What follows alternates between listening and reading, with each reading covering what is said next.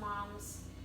Today we are talking about hip thrusts. So you've probably heard that these are the king or queen of building your glutes, improving glute strength, and they are. However, if you are doing them incorrectly, then you're not gaining as much as you could be out of doing these exercises. And one more thing is hip thrusts are a great exercise to do to help build your glute strength. However, they are not the end-all, be-all. Okay, so that's just something to keep in mind. All right, so hip thrusts are great for you to do during pregnancy. They are a great substitution for any glute work.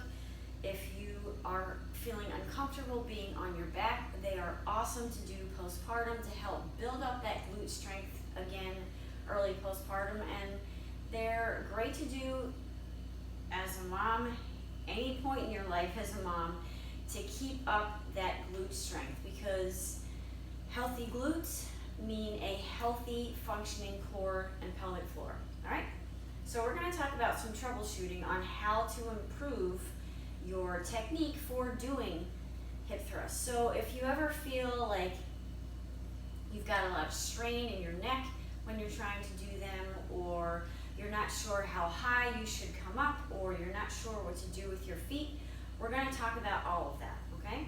So first and foremost, what I want you to think about is ideally you want to have some sort of platform that enables your body to set up at about a 90 degrees. So from your shoulders to your knees and down to the floor, your body should be able to form about a 90-degree angle, okay? So that helps to keep you from overarching at the top, and if it's too high, then you're going to be over thrusting your rib cage to try and bring those hips up. So that's the first thing we're going to talk about. The next thing is pay attention to what you're doing with your head. So you're going to roll into position, get that upper back here on the bench, and if you need more support, you can always brace your head with your hands, and you're going to just ever so slightly tuck your chin to keep your head in that neutral position with your spine, okay? We never want to be out here where our chin is poking up towards the ceiling. So nice neutral position with our head and our neck. Now, I also want you to think about, at some point, doing some more exercises to strengthen your neck. So doing some chin tucks, or working on gently pulling your shoulders and head off the ground, like so, to strengthen this position, okay? So that's the first piece. You can support your head with your hands to feel more comfortable through your neck and your upper shoulders. But I'm also going to want you to relax. So sometimes when we're doing these and we're doing a lot of repetitions, we start getting really tense and clenching our teeth. So remember to relax all through here, okay? Next thing is, what should you be doing with your feet? Where should they be, okay? You don't want to have your feet so far out in front so that when you bring your hips up, you are pushing back into whatever your upper back is resting on, because we're really just using our glutes or our quads. So you want to try and get your feet right underneath your knees so that your legs are forming a 90 degree, okay? So heels are underneath my knees. The next thing we're going to talk about is how low, how high should you come up?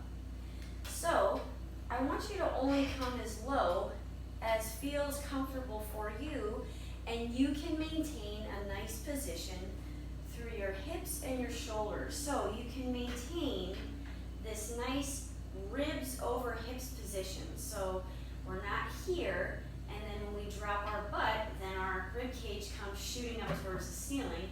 We want to have that rib cage down over your hips, and you're moving in one straight line.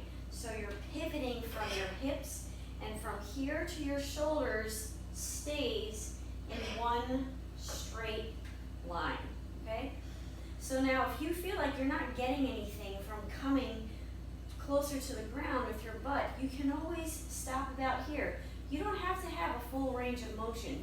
You can continue to work within the range of motion where you feel the best glute squeeze or glute action happening for you. And you can always just lower a little bit, come up and do some pulses. What I want you to be feeling for is a nice glute squeeze, not just kind of going through the motions, okay? Next piece is, how far should you come up at the top? So when you come up at the top, you want to have your spine in a neutral position. So knees, hips, and shoulders in a nice straight line. So this bench is a little bit high for me, but I'm just using it for the purpose of this video.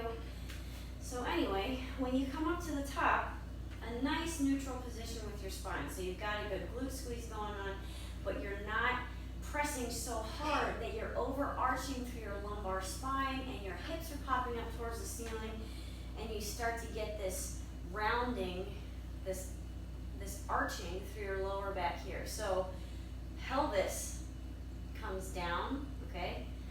Shoulders, rib cage, and hips in line with one another, all right? So when you come up at the top, you're coming up, but you're stopping here. You are not overarching, all righty? And the next thing I want you to pay attention to, and this is a huge piece, and it's something that does not get talked about very often for us ladies, is what are you feeling in your pelvic floor? What's going on during this exercise for you? If you are a woman that's experiencing prolapse and doing this exercise triggers those prolapse feelings or symptoms, then I want you to consider these two things.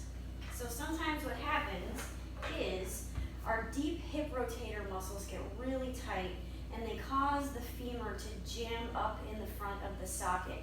So sometimes that causes like a tightness or a congested feeling up here, which can sometimes make us feel like we have prolapse symptoms going on. So, and that may not be the case at all for you. It may not be that it's aggravating your prolapse symptoms, but it's coming off as that for you. So if you ever have that issue, then I want you to kind of move your pelvis around, shift into different positions, and if you need to, tuck your pelvis under just a little bit. It's not an aggressive tuck, so just slightly tucking your pelvis, moving it into a more neutral position so that you can lengthen those hip flexors and you don't feel so constricted here in the front, and that helps to alleviate those symptoms of prolapse for you. Then maybe, hopefully that's helped, and that's helped to solve the issue. Another thing to consider is what is going on with your core when you're doing the exercise. What is happening with your breathing and what's happening with your core? So when you do your hip thrust, I want you to inhale on the way down, okay? Start your exhale and continue exhaling through the top of your hip thrust.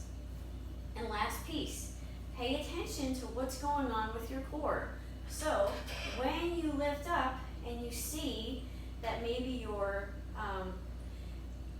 core or your abs are doming, coning, they're pooching, it looks like a little bread shape or a football shape, then most likely what's happening is that you are bearing down on the pelvic floor and you're creating too much pressure, pushing down on your pelvic floor because you're not engaging the deep core muscles. You're not engaging your transverse abs, and therefore you're pushing all of that pressure down onto your pelvic floor.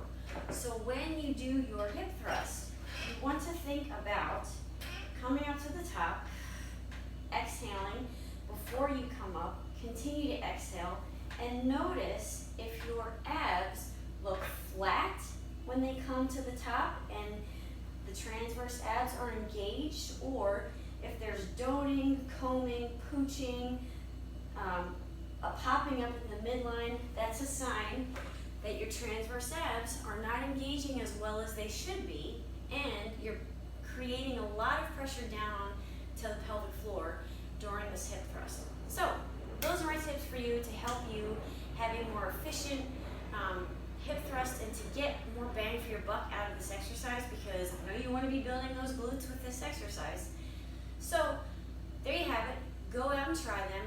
Let me know how it goes. If you have any comments, any questions, please feel free to send me a message or leave a comment down below, and I will get back to you.